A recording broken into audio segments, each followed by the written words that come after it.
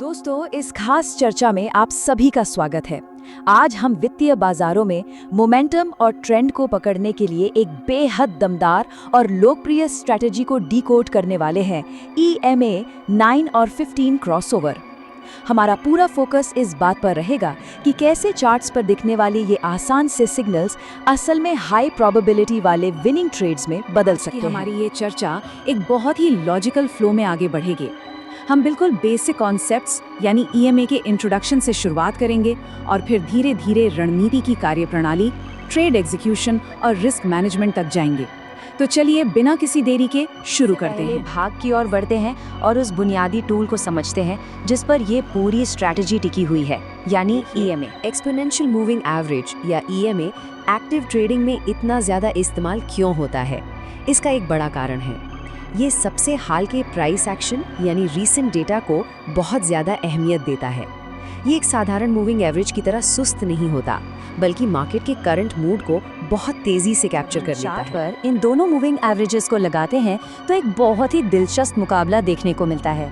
एक तरफ है EMA 9 जो हमें शॉर्ट टर्म मोमेंटम बताता है और दूसरी तरफ है EMA 15 जो मीडियम टर्म ट्रेंड की दिशा दिखाता है। और एक ट्रेडर के तौर पर हमें मुख्य रूप से इन्हीं दोनों के टकराने यानी इनके इंटरसेक्शन की तलाश रहती है। आगे बढ़ते हैं और देखते हैं इस क्रॉसओवर रणनीति की कार्यप्रणाली को। ये देखना वाकई मजेदार है कि इन दोनों लाइंस का आपसी खेल कैसे हमारे लिए एक्शन वाले सिग्नल्स जनरेट करता है। सीधा सा है, जब EMA 9 EMA 15 को नीचे से ऊपर की तरफ क्रॉस करे तो वो बाई का सिग्नल है, और जब ये ऊपर से नीचे की तरफ क्रॉस करे तो वो सेल का सिग्नल है। असल में ये क्रॉसओवर चार्ट पर एक बहुत ही स्पष्ट विजुअल संकेत देता है कि भाई अब मोमेंटम बदल रहा है और मार्केट में खरीदार या बेचने वाले नियंत्रण अपने हाथ में ले रहे हैं। अब थ्योरी से निकलकर सीधे एक्शन पर आते हैं। आखिर एक ट्रेड को असल में एग्जीक्यूट कैसे किया जाए? एक बेरिश या सेल सेटअप को ही ले लीजिए। इसकी एक बड़ी सटीक 5 स्टेप्स वाली प्लेबुक है। सबसे पहले EMA 9 का EMA 15 के नीचे आना, फिर एक मजबूत बेरिश कैंडल का बनना, उस कैंडल का EMA 9 के नीचे क्लोज होना, हाई वॉल्यूम का दिखना और सबसे आखिर में कैंडल क्लोज पर एंट्री लेना। ये पांचों स्टेप्स दिमागी उलझन को बिल्कुल खत्म कर देते हैं। बस एक ट्रेडर को तब तक धैर्य रखना होता है जब तक ये सारी शर्तें पूरी ना हो जाए। जो सबसे ज्यादा अहम है वो ये कि सिर्फ क्रॉसओवर होना ही काफी नहीं है, उस मूव को सपोर्ट करने के लिए हाई वॉल्यूम का होना बहुत जरूरी है। अगर ब्रेक डाउन के समय बड़ा वॉल्यूम आ रहा है तो इसका सीधा सा मतलब है कि बड़े इंस्टीट्यूशंस मार्केट में उतर चुके हैं और ये सेलिंग प्रेशर बिल्कुल असली। एक बहुत अच्छी बात ये है कि ये लगभग हर तरह के फाइनेंशियल मार्केट में शानदार काम करती है, चाहे आप गोल्ड में ट्रेड कर रहे हों, फॉरेक्स में, क्रिप्टो में या फिर शेयर बाजार में। ये हर जगह अपना कमाल दिखाती है।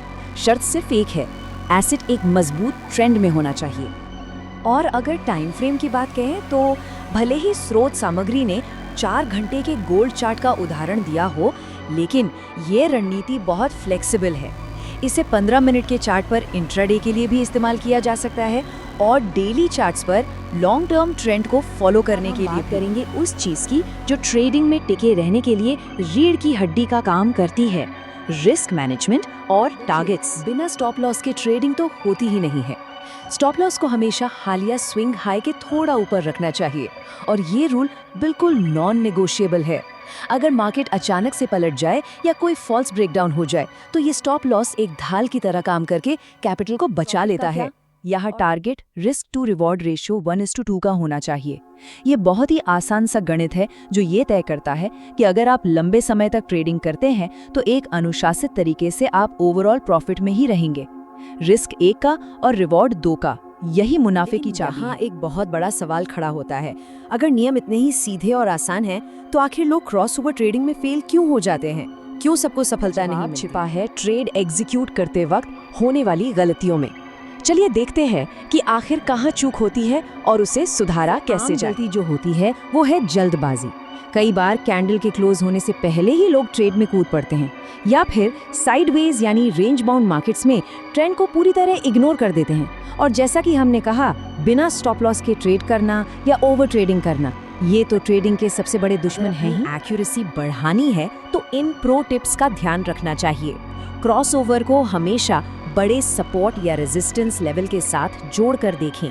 मल्टीपल टाइम फ्रेम का एनालिसिस करें और हाँ, कैंडल के क्लोज होने का पूरा इंतजार करें। सिर्फ उन सेशंस में ट्रेड करें जब मार्केट साफ तौर पर ट्रेंड कर रहा हो। कि ये बात बहुत ही सटीक और गहरी है। हर क्रॉसओवर एक सफल मूव नहीं देता। क्वांटिटी से ज्यादा क्वालिटी वाले सेटअप मायने रखते हैं। यही वो अनुशासन है जो एक आम ट्रेडर को एक मास्टर ट्रेडर बनाता है। हमें हर एक सिग्नल पर ट्रेड नहीं लेना है, बल्कि सिर्फ बेहतरीन क्वालिटी वाले सेटअप का ही इंतजार करना है। मिलाकर लब्बुलुबाब ये है कि ईएमए क्रॉसओवर की असली ताकत सिर्फ चार्ट पर लाइंस के क्रॉस होने में नहीं है। असली ताकत है कंफर्मेशन का इंतजार करने में, वॉल्यूम चेक करने में और अपने रिस्क के नियमों का सख्ती से पालन करने में। चर्चा को समेटते हुए यहाँ एक ऐसा सवाल है जिस पर हम सबको विचार करना चाहिए। क्या हम सचमुच चार्ट्स को अपना ट्रेड तय करने दे रहे हैं, या फिर हमारी अपनी भावनाएं, हमारी अधीरता कंफर्मेशन से पहले ही हम पर हावी हो रही हैं? चार्ट्स तो अपना काम कर रहे हैं, लेकिन क्या अनुशासन कायम रह पा रहा है? इस पर जरूर सोचिएगा।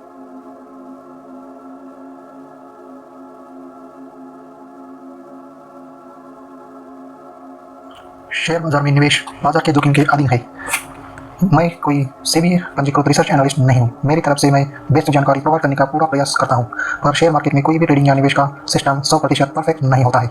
इस वीडियो में दिखाई गई जानकारी से आपको शेयर बाजार में 100% लाभ ही होगा, इसकी कोई गारंटी नहीं है। आपको इससे नुकसान भी उठाना पड़ सकता है।